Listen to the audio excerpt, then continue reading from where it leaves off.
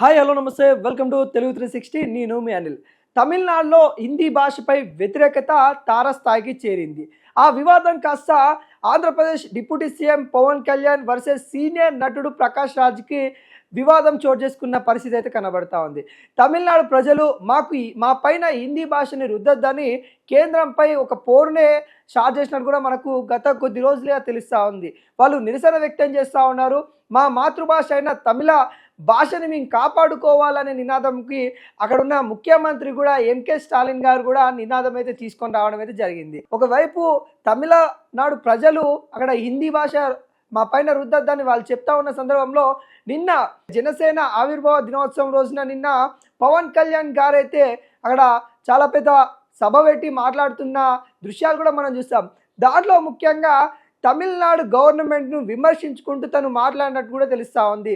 భారతదేశానికి సంబంధించిన భాషే హిందీ భాష కూడా మన దేశ భాష కదా అన్నట్టుగా తను చెప్పారు.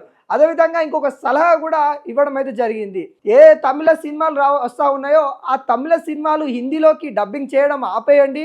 మీకు హిందీ ప్రజల డబ్బులు కావాలి కానీ హిందీ భాష మీకు అవసరం లేదా అన్నట్టు కూడా తమిళనాడు గవర్నమెంట్ విమర్శిస్తూ మాట్లాడినట్టు కూడా తెలుస్తూ ఉంది.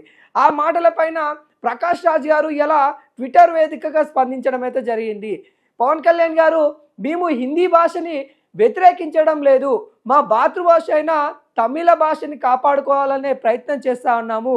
ఇక్కడ మా భాష మాకు కావాలని చెప్తా ఉన్నాం కనుక ఇక్కడ హిందీ భాష మాకు వద్దు అని మేము ఎక్కడ చెప్పట్లేదు అన్నట్టు కూడా తను ఆ ట్విట్టర్ వేదికగా స్పందించడం అయితే జరిగింది. తర్వాత పవన్ కళ్యాణ్కి ఎవరన్నా చెప్పండి ప్లీజ్ అన్నట్టు కూడా తను ట్విట్టర్లో పోస్ట్ చేసినట్టు కూడా కనబడతా ఉంది.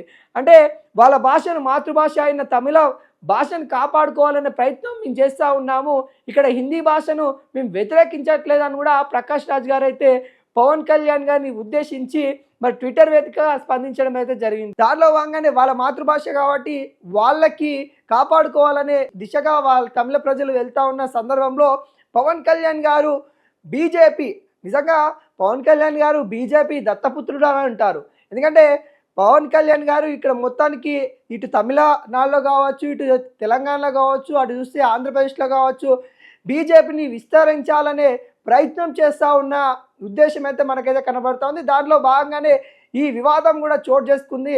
బీజేపీకి సపోర్ట్ చేద్దామనే ఉద్దేశంతో పవన్ కళ్యాణ్ గారు వ్యాఖ్యలు చేశారు.